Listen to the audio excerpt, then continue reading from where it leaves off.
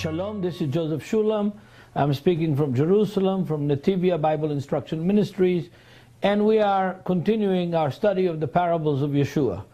We're studying the parables in the context of the time and the place and the Jewish world of the first century as much as we can, in order to understand not only what we want to understand, but what the parables themselves meant in the first century, what Yeshua was trying to communicate through the parables for his listeners. We already said that each parable has a secret in it. Otherwise there's no need for the parable. The parable is a way of saying things that are hard to say in a way that they can be palatable, that they can be understood by the people that need to understand them. That's why they use these short, pithy, sometimes humorous, and always stories with a hidden meaning in them. I want to share with you, before we get into the parables, one verse from the writer of the book of Hebrews. The book of Hebrews chapter 11 verse 6 says something that is very, very basic, foundational to both Judaism, Christianity, and Islam. It's foundational to any kind of monotheistic faith. And here it comes, Hebrews chapter 11 verse 6. And without faith it is impossible to please God, because anyone who comes to him must believe that he exists and that he is a rewarder to those who earnestly seek him. Now that several things in this verse that are foundational. First of all, if you come to God, you must believe that he exists. If you don't know that he exists, there's nothing for you to seek in God. You could worship any idol, but the God who gave us the Bible, and he is the one who sent Yeshua to the world to redeem us, is a God that exists. Not only does he exist, but he made everything else to exist. Everything that we see is the work of God which he spoke into existence. And so there's no point to believe in God, to go to church, to go to synagogue, to be religious, without believing that there is God, exists, a real God, divine, master of the universe, creator of everything that we have and we see and we experience, and even the things that we don't see.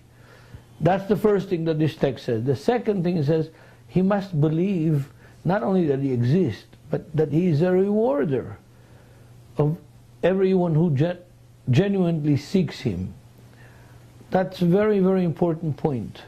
Because here we are human beings bound by our time and space and flesh and illness and weakness and getting old and all kinds of boundaries and limitations on our lives. None of us can fly like a bird, and none of us can transcend our time and space.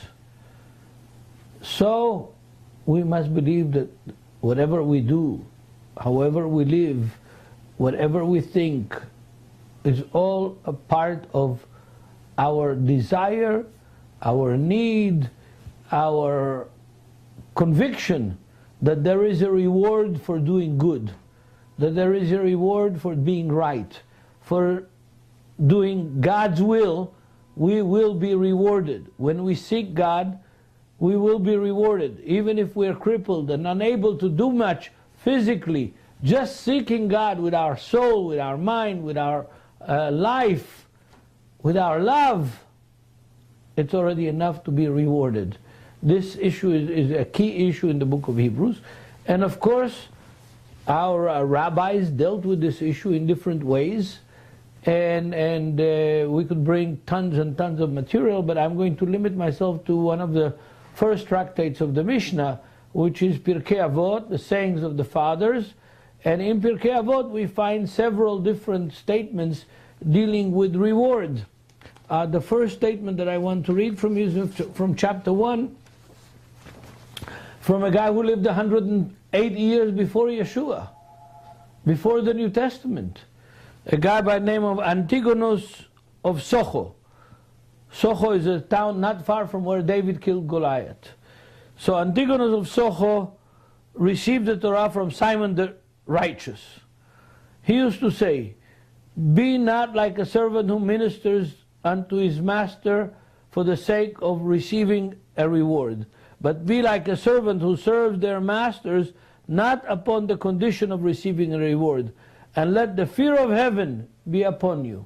So we have here this statement of Antigonus from Socho, who says, don't serve your master only to receive a reward, but serve your master because that's the right thing to do.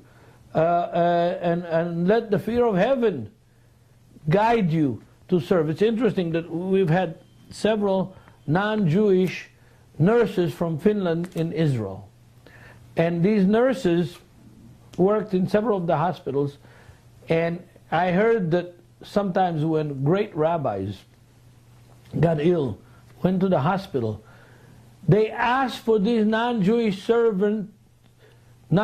nurses to come and serve them, because they said they're not working for the salary, they're doing it because they're volunteers out of love for Israel. And their service is always much more cordial and gentle and pleasing than those who work only to get a salary. This is true for anything we do, teachers and everything else. If you really work because you love what you do, you'll do a better job. If you only work to get the pay, you will do a less better job, to say it this way. There's another statement that I want to get into before we mention some of the things in the New Testament, also from Mishnah Pirkei Avot, from chapter 2. Read the end of chapter 2 of Mishnah Pirkei Avot. Rabbi Eliezer said, "Be eager to study the Torah. Know what to respond the Apicorus, the heretic. Know before whom you toil, and who is your employer, who shall pay you the reward of your labor." Rabbi Tarfon said, "The day is short, the task is great, the laborers are lazy, the wager is abundant, and the master is urgent." He's in a hurry, in other words. This Rabbi Tarfon is the same Rabbi Tarfon that argued and had a discussion, a dialogue with Justin Martyr. Famous dialogue between Justin Martyr and Trypho. Trypho is this same Rabbi Tarfon that is quoted here in the Mishnah, lived around 150 AD.